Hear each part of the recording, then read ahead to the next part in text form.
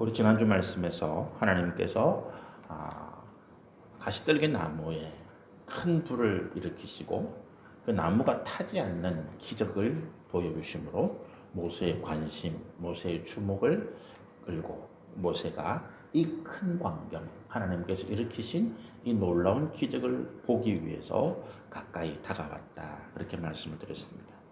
그리고 하나님께서 모세를 보시면서 그 첫 말씀이 5절의 말씀인데, 하나님이 이르시되 이리로 가까이 오지 말라라고 말씀하시는 거죠. 하나님이 모세를 부르시기 위해서, 모세를 주목하기 위해서 기적을 일으키셨는데, 그 기적의 자리, 하나님께서 모세를 만나려고 하신 그 장소에 정작 모세를 가까이 오지 말라라고 말씀하십니다. 이유는 뭐겠습니까? 모세가 신을 신고 있더라라고 하는 거죠.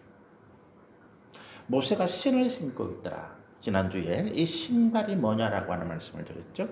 단순히 지금 우리가 신고 있는 신을 의미하는 것은 아니다. 보다 본질적이고 영적인 의미가 이 신을 벗으라라고 하는 말씀 가운데 있다 말씀드렸습니다. 이 신은 우리의 더러움을 상징한다. 영적으로 우리가 세상을 살아가면서 밟고 행하게 되고 또 겪게 되는 모든 더러움, 죄악들, 정욕과 탐심, 하나님 앞에 함께 있지 못하는 악한 모습들이 우리 가운데 있더라. 그래서 하나님께서 우리에게, 모세에게 신을 벗으라라고 말씀하시는 거죠. 여러분, 우리가 예수님을 믿을 때 또 마태복음이나 복음서 말씀 보면 하나님의 구원을 바라는 이스라엘 백성들이 요단강으로 나와서 세례요한이나 예수님을 통해서 물 세례를 받는데, 그 물 세례를 받는 모습이 물속에 들어갔다 나오는, 물속에 잠겼다가 나오는 그런 모습이죠. 이게 육신적으로는 보면 우리 몸에 있는 모든 더러운 것들을 씻어낸다라고 하는 의미, 정결도 있고, 또 하나는 우리가 과거 죄로 인해서 죽었던 우리의 모든 악함들이, 우리의 육신이, 영혼이 물속에 잠겼다가 죽었다가 다시 살아난다라고 하는 이러한 영적인 의미가 포함되어 있습니다. 물세례가 그런 의미예요. 신을 벗으라라고 하는 의미도 그렇습니다. 우리 영적인 더러움, 우리 몸도 정결하게 해야 될 필요가 있겠지만, 우리의 의복도 정결하게 해야 될 필요가 있겠지만, 무엇보다도 우리 몸과 마음, 우리 영혼을, 마음을 정결하게 하라는 거예요. 신을 벗으라. 여러분, 왜 정결하게 하라 말씀하실까요? 이유는 하나님이 계신 곳이 거룩한 곳이기 때문입니다. 이 거룩이라는 단어는 정확하게 번역이 안 되는 단어예요. 이 세상 어디에도 있는 단어가 아닙니다. 이 세상 어디에도 거룩이라는 단어를 쓰지 않습니다. 오직 성경에서만 거룩이라는 단어를 씁니다. 근데 이 거룩이라는 단어가 말씀드린 것처럼 이게 우리 세상에 있는 의미로 번역이 안 돼요. 이게 무슨 뜻이지? 번역이 안 됩니다. 왜냐하면 이 거룩이라는 단어 자체가 하나님의 임재를 표현한 단어이기 때문입니다. 하나님이 임재하신 곳이 거룩하다. 하나님이 거룩하시다. 하나님이 임재하신 그 장소가 거룩하다. 하나님의 임재, 하나님의 임재를 표현하는 단어가 거룩이라는 거예요.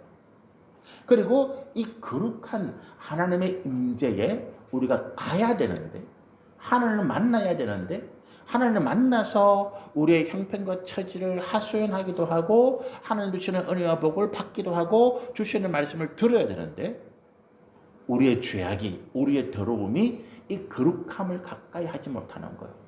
가까이 가는 순간 우리는 하나님의 진노로, 우리 죄 때문에, 우리의 부정함 때문에 하나님의 진노로 말미암아서 죽을 수밖에 없다는 것입니다. 광야 시절에 모세가 하나님의 명령에 따라서 성막을 만듭니다. 그리고 그 안에 지성소, 지극히 거룩한 장소, 하나님이 임재하여 계시는 상징적인 장소를, 지성소를 만들죠. 그리고 그 성소를, 그 거룩한 장소를 누가 들어갈 수 있는가 하면 제사장들만이 들어갈 수 있는 거예요. 그래서 제사장의 예복이 굉장히 복잡합니다. 자기의 하체 부끄러움을 가리고 옷을 몇 겹이나 껴입고 거기에 또 하나님의 거룩하신 복식을 갖추고 뭐 이런 굉장히 복잡해요. 또 들어가기 전에 자신의 몸을 정결하게 합니다. 근데 가장 중요한 게 뭐냐 하면 이 하나님 앞에 내 더러움, 내 부족함 가지고 가지 않는 거예요. 근데 아론의 두 아들, 아론이 네 아들이 있었는데 장남과 차남이 자기가 성소를 관리하는 책임을 맡아서 당직이죠. 그걸 맡아서 성소에 들어가다가 성소에 쓸 불을 바로 향로에 담아가는데 그것이 하나님께서 명령하지 아니한 불. 어떻게 실수로 불씨를 꺼뜨렸는지 원래 향로에 붙어있던 불은 거룩한 하늘에서 내려온 불이었거든요. 근데 이걸 꺼뜨렸는지 자기가 급하게 어디에서 불씨를 구워가지고 향로를 피웠는지 그건 정확하게 모르겠지만 좌우지간 그가 하나님께서 명령하지 아니한 다른 것을 들고 가다가 성소에서 불이 남아서 태워버린 거죠. 여러분 우리가 정결하지 못한 모습으로 하나님께 나가면 하나님의 은혜와 복을 받기는커녕 하나님의 진노를 당할 수밖에 없습니다. 우리가 하나님 앞에 나갈 수 있는 유일한 조건, 하나님께서 유일하게 원하시는 조건이 뭐냐? 돈이 아닙니다. 명예가 아니고 권세가 아닙니다. 많은 재물이 아니에요. 내 공로, 내가 하나님 앞에 뭘 이렇게 많이 했습니다. 내가 기도를 뭐 얼마나 많이 했고, 내가 하루에 기도를 10시간씩 하고, 내가 성경을 하루에 뭐 일주일에 1독씩 하고, 내가 뭐 봉사를 일주일에 100시간 하고, 이게 중요한 게 아니에요. 성경을 뭐 일주일에 1독을 하든, 하루에 기도를 24시간 기도를 하든, 내 몸을 아끼지 않고 몸이 부서지라 봉사하든, 정결함이 없다면 나는 하나님과 가까이 갈 수 없습니다. 하나님이 원하시는 유일한 조건, 정결하고. 그래서 하나님께서 모세에게 신을 벗으라 라고 말씀하신 것입니다. 말라 비틀어져 있는 가시나무입니다. 이게 뭐 거룩하겠어요? 이게 뭐 대단한 존재입니까? 그런데 그 말라 비틀어진 가시떨기 나무에 하나님이 임재하시기 때문에 그 말라 비틀어진 가시나무 뜰기나무는 이 땅의 그 어떤 곳보다 거룩한 존재가 됐다는 거예요. 여러분 우리가 이집트에 가면 이집트 카이로 그 시내를 조금 벗어나면 피라미드, 웅장한 피라미드가 있잖아요. 그 피라미드가 얼마나 거창하게 만들어지고 그 피라미드가 그 당시 대제국을 다스리고 대단한 권세와 재물과 명예를 가지고 있던 이집트 바로의 무덤이기 때문에 그 안에 온갖 화려한 물건들, 금으로 만든 그 보석을 다 있었거든요. 근데 지금은 그게 그냥 관광지예요. 거기에 아무런 역사가 일어나지 않습니다. 이집트의 바로는 그곳에서 그가 영생을 누리면서 그가 준비한 모든 것들, 이 땅에서 그가 누렸던 모든 사치, 모든 부귀 영광을 저승에서도 영생을 누리면서 살기를 원했지만 우리가 이집트 박물관에 가보면 그냥 썩어지다 말은 미라로 존재하고 그 화려한 부장품들 다 도굴되어서 없어지고 겨우 남아있는 것들은 뭡니까? 관광객들의 구경거리가 되고 있는 겁니다. 피라미드는 아무런 역사가 나지 않습니다. 그러나 광야에 말라 비틀어져가는 가시떨기 나무라 할지라도 성결하면 거기에 하나님의 거룩한 임재하심이 임하면 그는 어떻다고요? 하나님의 영광을 나타내는 도구로 쓰임이 되더라는 거예요. 지금 아마 그 가시떨기 나무가 이 땅에 존재한다면 어떤 것보다 거룩하게 여겨지고 가치를 매길 수 없는 보물로 아마 남아있을 것입니다. 여러분 우리가 이 가시떨기 나무에서 무슨 교훈을 얻습니까? 우리는 하나님 앞에 내가 금 같은 존재, 내가 세상의 명예와 권세와 영광을 가지고 있어야 하나님이 나를 통해서 역사하신다. 내가 그런 자격, 그런 조건이 되어야 하나님 나를 봐주십시오. 사도 바울이 하나님 앞에 위대한 복음의 종으로 위대한 하나님의 진리의 종으로 쓰임받았는데 혹시 사도 바울이 그와 같은 조건을 가지고 있었기 때문에 유대인들 가운데서 사도 바울이 고귀한 가문의 출신이고 로마의 시민권이라고는 세상의 어떤 명예와 권세를 가지고 있고 그가 굉장한 부자, 자기 아버지가 굉장한 부자고 학식도 그 당시에 누구보다 뛰어나고 그런 사람이기 때문에 하나님께서 사도 바울을 썼다. 만약 그렇게 생각하는 사람이 있어서 나도 그와 같이 나 하나님께 쓰임 받고 싶은데 내 하나님 앞에 정말로 충성하고 싶은데 하나님 그를 위해서는 내가 세상에서 가장 좋은 학벌, 많은 재물, 세상의 명예와 영광을 가지기 위해서 노력한다면 그는 어리석은 사람이에요. 절대로 하나님께 쓰임 받지 못합니다. 그렇게 준비하면 준비할수록 그는 하나님께 멀어져 갑니다. 오늘 우리가 말씀에서 그런 사람 보고 있잖아요. 누굽니까? 모세예요. 모세는 애굽의 왕자라고 하는 당시에 가장 고귀한 신분, 그리고 왕자로서 가지고 있는 재물, 권세가 대단했고 그가 남들이 알지 못하는 하나님에 대한 비밀, 하나님의 약속의 말씀도 알고 있었고 지식도 대단했고 그래서 히브리 사람 중에 나 같은 조건과 자격을 가진 사람이 또 누가 있느냐? 자부했지만 그는 철저하게 실패하잖아요. 가시떨기와 지금 광야에서 그 장인 이드로의 양을 치는 모세가 비슷한 거예요. 형편이. 애굽의 화란 궁궐에 있던 그가 광야에 썩어져 가는, 말라 비틀어져 가는, 언제 뿌리가 뽑혀서 불타 없어져도 꼭 당연하게 생각하는 그런 가시떨기 나무 같은 존재의 모세. 그에게 하나님이 임하시는 것입니다. 우리가 준비해야 될 것은 내가 세상에서 어떤 조격, 자격, 조건 그런 것을 갖추려고 하는 것이 아니라 나는 정결하기 위한 이 한 가지만 생각하면 돼요. 내가 대통령이다. 대통령이라도 정결해야 되는 거야. 내가 재벌이다. 재벌이라도 정결해야 되는 거예요. 내가 무슨 대학 총장이고 세상에서 노벨상을 받은 아주 뛰어난 지식을 가지고 있는 학자다. 그래도 정결해야 되는 거야. 아무것도 없다. 나는 길거리의 노숙자다. 정결하면 됩니다. 나는 온갖 병이 들어서 침대에 병상에 누워서 언제 죽을지 모른다. 정결하면 됩니다. 정결할 때 하나님이 그 사람을 쓰시더라는 것입니다. 그러므로 우리는 내가 뭘 가지고 하나님께 나아가고 내가 무슨 세상에서 영광과 명예와 권세와 재물을 가지고 하나님께 나아가면 하나님 기뻐하실까? 천만의 말씀. 그건 기뻐하지 않습니다.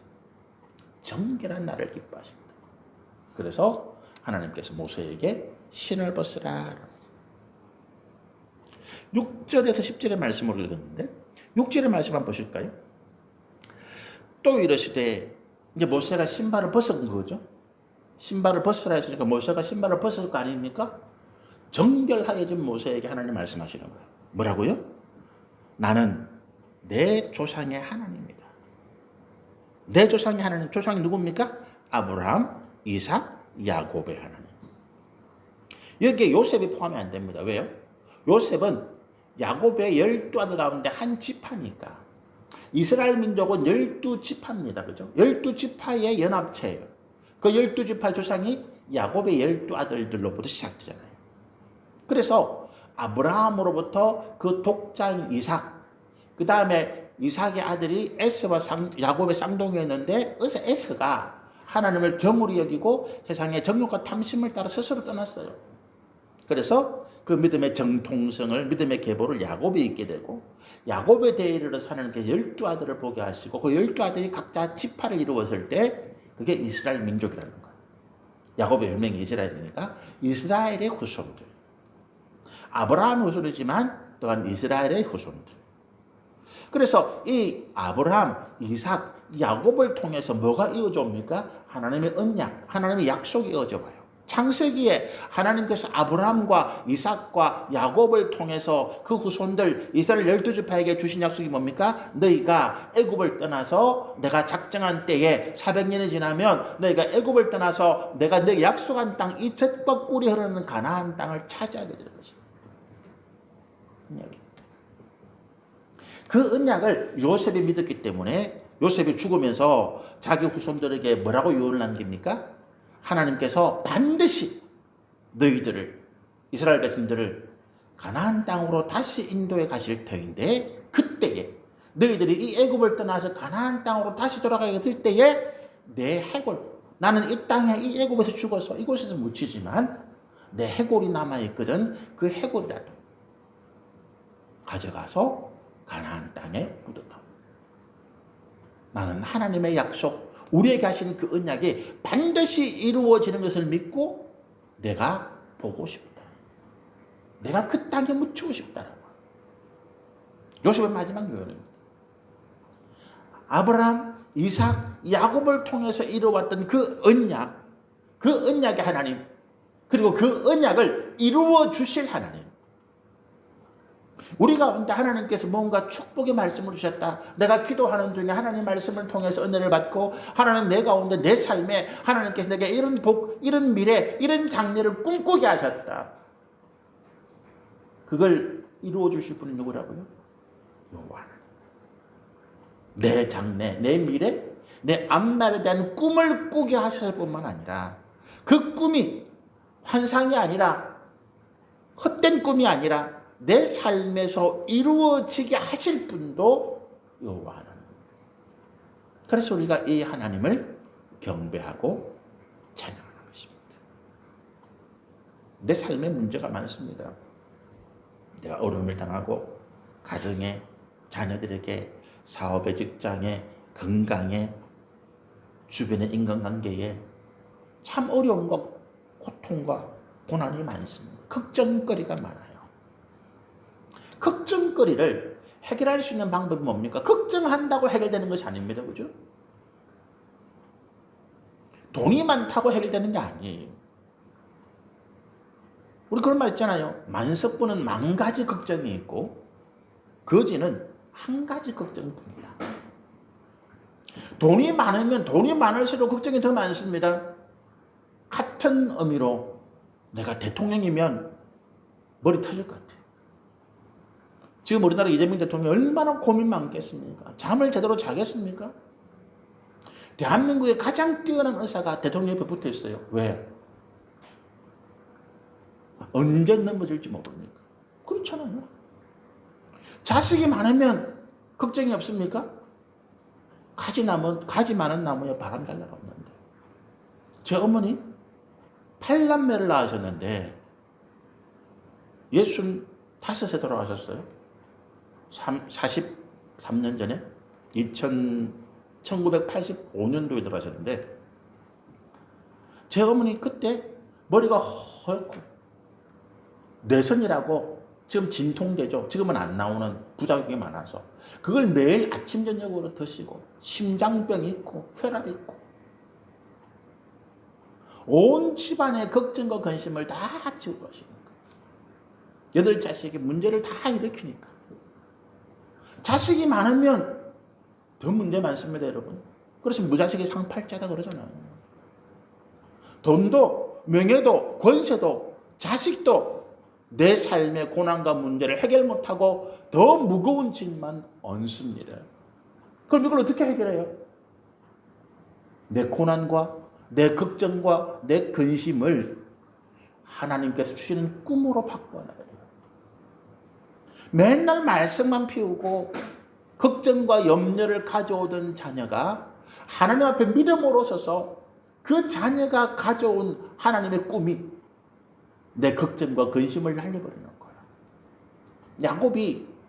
요셉이 10명의 아들이 있었습니다. 근데 이 아들이 한결같이 말썽꾼이에요. 그 중에 장남은 야곱의 첩과 자기 서모와 간통도 해요. 이게 일어날 수 없는 일. 그런 문제를 가지고 있는데 요셉, 그 11번째 아들이 꿈을 가지고 와서 야곱의 걱정과 근심거리를 하나님에 대한 소망으로 바꿔놓습니다. 돈이 해결할 수 없습니다. 하나님께서 이 돈을, 내 돈을 하나님의 나라와 그 을을 위한 하나님의 꿈으로 바꿔놔야 돼요. 그때 내 문제, 내 걱정, 내 근심이 변하여서 하나님을 향한 꿈이 되어지고 그 꿈이 내 삶 속에서 이루어지는 과정을 내가 보면서 하나님을 찬양하고 기뻐할 수 있는 것입니다. 그게 6절의 말씀이에요. 나는 너에게 약속의 말씀을 주었다. 네 인생, 네 미래, 네 장래, 너뿐만 아니라 너의 후손들에게 영원토록 내가 은혜와 복을 누리는 내가 약속을 주었다. 그리고 이제 내가 그 약속을 지키기 위해서 너에게 임하고 너에게 말한다. 6절의 말씀.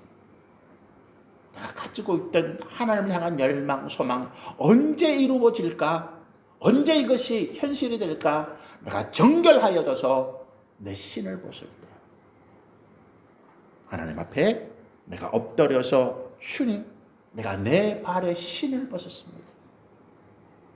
주님, 내가 정결함으로 하나님 앞에 섰습니다. 그때 우리의 꿈이 이루어지고 우리의 소망이 이루어질 줄 믿습니다. 7절의 말씀입니다. 여호와께서 이르시되 내가 애굽에 있는 내 백성의 고통을 분명히 보고 그들의 감독자로 말미암아 부르짖음을 듣고 그 근심을 알고.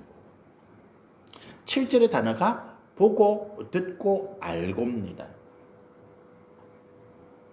애굽의 포악한 학대하는 그 정책, 노예로 삼아서 그들을 착취하는 것도 부족해서 아들을 낳으면 모두를 죽여라. 이게 말도 안 되는 명령이잖아요.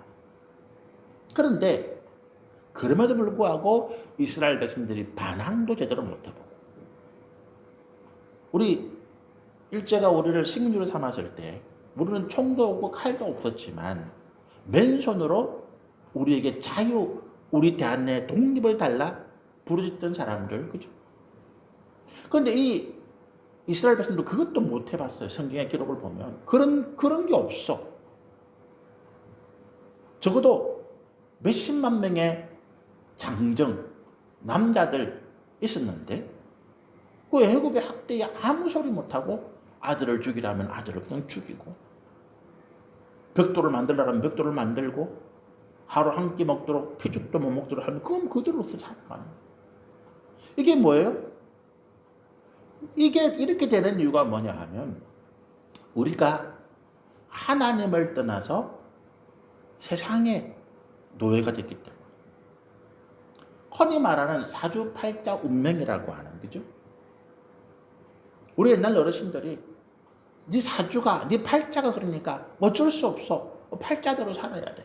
우리 어머니들이, 우리 할머니들이 그 과거에 무슨 삼종 지도니 뭐니 하면서 온갖 굴레, 온갖 억압, 온갖 악한 관습에 매여 살고, 불과 100년 전만 하더라도, 200년 전만 하더라도, 100년 전만 하더라도 뭐 양반이니 상놈이니 하면서 우리가 1800년대 말에 1900년대 초에 대한민국 교회가 세워졌는데 그 교회가 양반교회, 상놈교회가 분리될 정도. 양반들이 예수 믿고 세례받고 교인이 됐는데 저 백정놈이 여기 있네? 아, 저기 내 논밭을 내게 팔아 마름이라 그러잖아요. 뭐 이거 뭐 내게 뭐 내 땅 빌려서 먹고 사는 저런 사람들하고 나 같이 어떻게 앉아서 내가 예배를 드리노? 양반들이 항의를 하는 거예요. 하인들도, 백정들도, 노비로 사는 사람들도 감히 하인 같은 우리 양반들을 어떻게 같이 앉습니까? 주저하고 불안하고. 그래서 교회가 공간을 분리하는 거예요. 양반들이 모이는 교회 따로 있고 백정들, 천한 노비들이 모이는 교회가 따로 있는 거예요. 그게 한국교회 처음이었어요. 뭐 때문에요? 그렇게 우리가 세상 속에서 하나님의 거룩하신 뜻이 아니라 우리 스스로를 분열시키고 하는 그런 상황 가운데 살았기 때문에 그렇더라라고 하는 것입니다. 왜 우리가 팔자대로 살아야 되나? 너는 타고나기를 노예야, 노비야. 너는 백정이야. 백정의 아들은 영원히 백정이거든. 못 벗어난다는 거예요. 우리 어머니, 할머니들이 그렇게 살아온 거예요. 여인의 팔자가 그런 거지 뭐. 여인의 팔자 그런 거지 뭐. 그렇게 살았다는 거예요.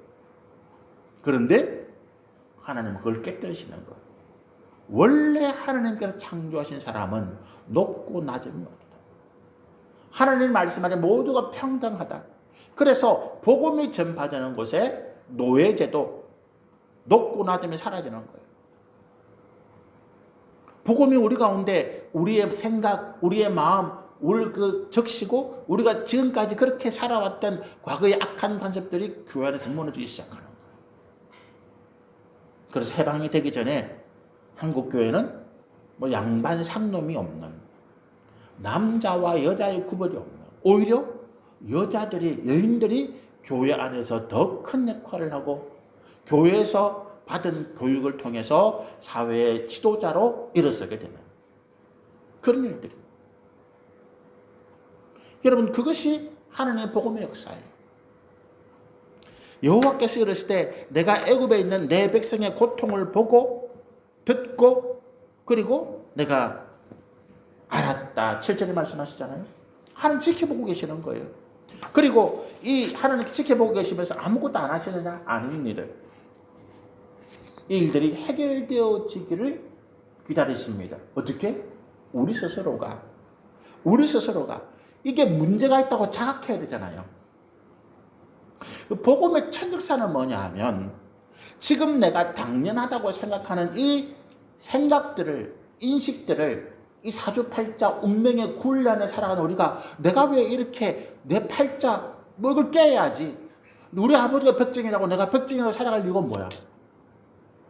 우리 아버지는 돈이 없어서 저기에 노비로 살아갔지만 나는 그런 존재가 아니야. 이게 부당하고 이게 잘못됐고 이게 우리의 인간의 존엄성과 자유와 평등과 하나님 주신 사랑, 존엄함을 깨뜨린다라고 하는 이걸 인식돼야 돼요. 모르는데 아무리 하나님 이야기하면 안 되는 거거든요. 내가 알아야 돼요. 하나님 보고 계십니다. 듣고 계십니다. 알고 계십니다. 그런데 역사가 일어나지 않습니다. 아까 말씀드린 것처럼 이스라엘 백성들이 애굽의 박해, 바로의 박해를 당연하다고 받아들이는 거예요. 그럼 우리는 그렇게 살아야 돼. 우리 운명이 그런 걸 우리 팔자가 그런 거예요. 죽여라면 죽고, 노예처럼 부리면 부리고, 빼앗기면 빼앗으면 빼앗기고, 그걸 당연한 것처럼 받아들이는 인생 가운데는 희망이 없습니다. 소망이 없습니다. 근데 하나님의 말씀이 이게 잘못됐다라고 가르치는 거예요. 노예의 제도가 잘못됐어.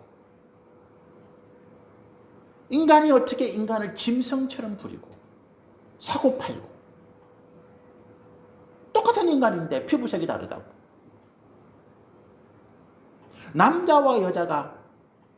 남자가 존귀하고 여자가 비천하고 누가 그렇게 만들었어요? 하나님 그렇게 만들지 않으셨는데.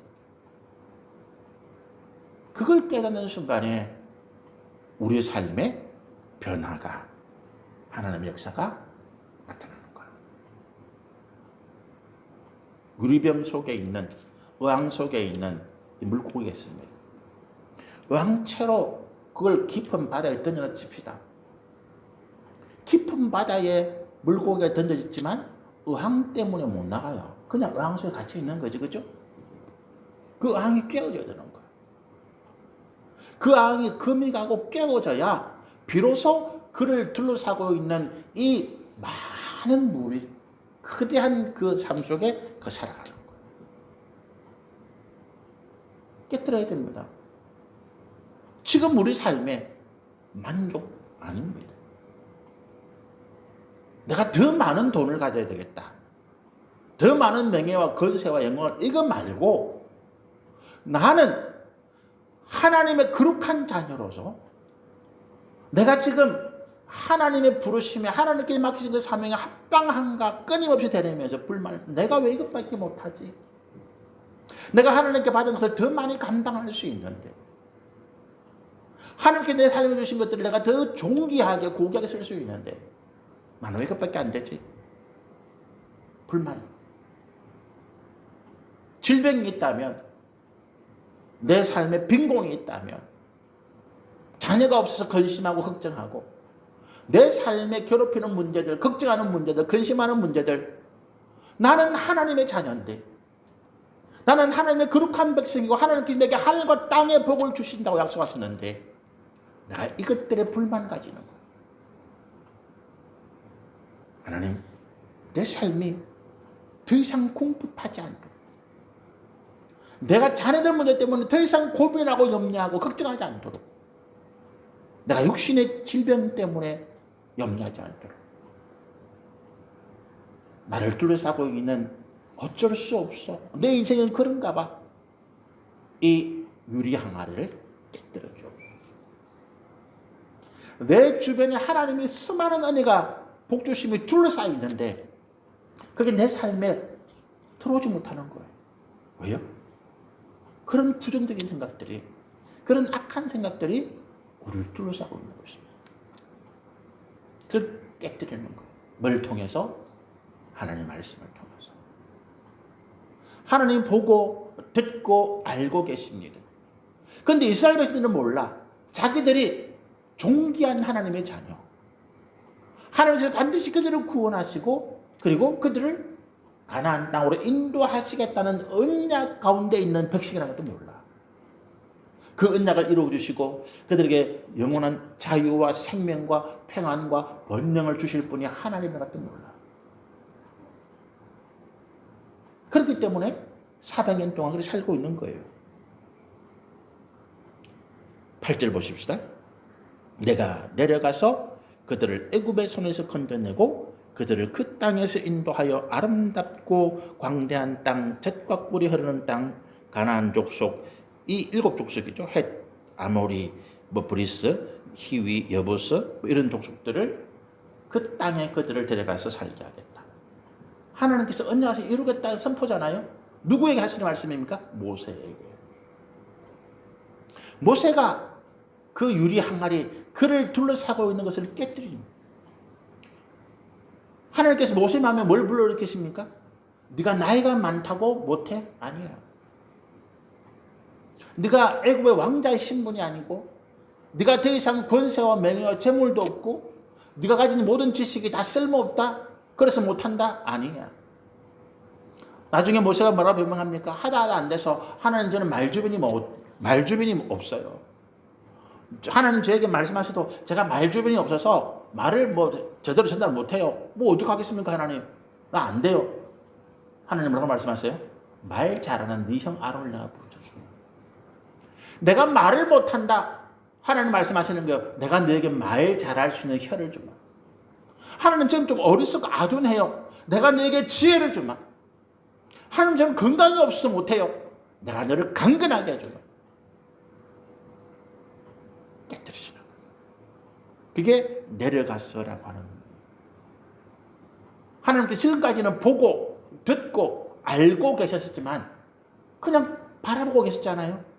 근데 하나님께 때가 되신 거죠. 내가 내려갔다. 내가 내려왔다는 거예요.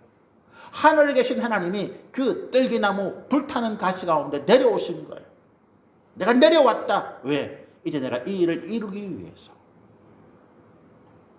하나님이 우리 삶에 내려오시는 줄로 믿습니다. 하나님이 하늘에 계시기 때문에 우리가 아무리 불러도 못 듣고, 우리가 아무리 애타게 손짓해도 못 보고, 우리 형편과 처지를 하나님 알지 못해. 천만의 말씀입니다. 다 보고 듣고 알고 계시는데 뭐 때문에? 우리가 깨어지지 않아서, 우리가 포기하고 있기 때문에. 하나님 말씀하시는 거예요. 내가 이제 내려왔다는 거예요. 내가 이제 내려왔어. 내가 이 문제들을 다 해결하고 약속한 그 가나안 땅으로 내가 너희를 인도하마라고 하시는 것입니다. 8절의 말씀입니다.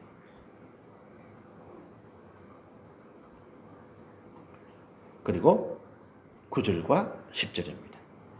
이제 가라. 이스라엘 자손의 부르짖음이 내게 달하고 애굽 사람이 그들을 괴롭히는 학대도 내가 보았다. 왜 이제 가라 그랬습니까? 이제 때가 되었기 때문에. 모세가 비로소 준비가 되어졌기 때문에. 하나님의 은혜와 축복이, 내 기도의 응답이 왜 안 되느냐? 내가 준비가 안 되기 때문에. 내가 준비가 안 되기 때문에. 내가 정결하지 못하고, 내가 하나님의 거룩한 역사 안에 내 악한 생각들, 내 욕망과 탐심들, 내 어리석은 생각들이 깨워지지 않았기 때문에. 아직 내가 준비가 되어지지 않았기 때문에.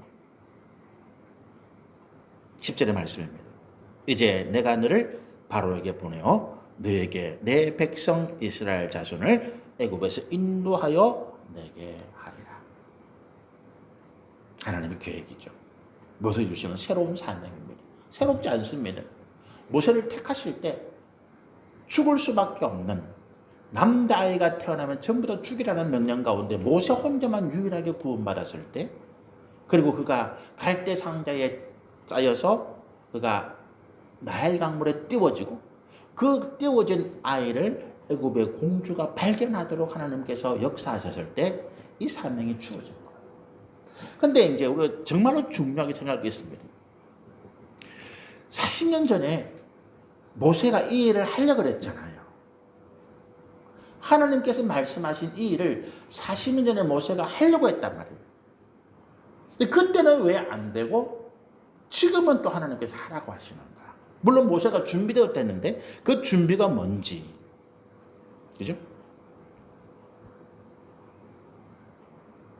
이것을 우리가 참으로 중요하게 살펴보아야 되고, 그 살펴봄을 통해서 우리에게 왜 지금 내가 안 되고 하나님께서 예비하신 때를 기다리라 하시는지 그 의미를 우리가 명확하게 이해할 수가 있을 것입니다. 다음 주에 우리 말씀을 함께 나누시면서 이 부분, 40년의 모세, 지금의 모세가 무엇이 다른지 우리가 하나님의 은혜 가운데 우리가 정말로 알아야 할 것들, 주님 주시는 놀라운 지혜를 함께 찾아보시면 좋겠습니다. 기도하겠습니다. 주님 감사합니다. 하나님이 우리의 모든 고난과 고통과 어려움과 문제들을 보고 듣고 알고 계신다고 말씀하십니다.